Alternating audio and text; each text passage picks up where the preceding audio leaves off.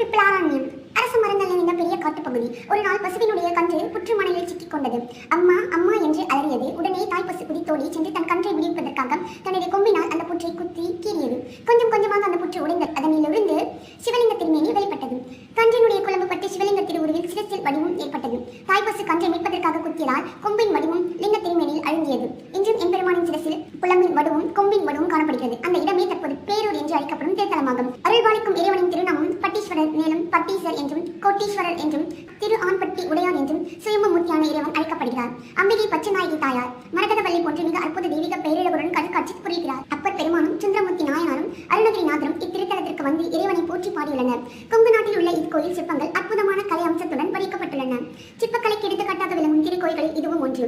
இத்திருத்தலத்து நடராஜ சன்னிதியில் உள்ள சிற்பத்தூண் ஒன்றில் ஒரு குதிரையின் காலும் அதனுடைய வால் மட்டுமே இருக்கிறது. குதிரையின் முழு உருவமோ அல்லது அதன் மேல் வீற்றிருக்கும் குதிரை வீரனின் உருவமோ இல்லாமல் இருப்பது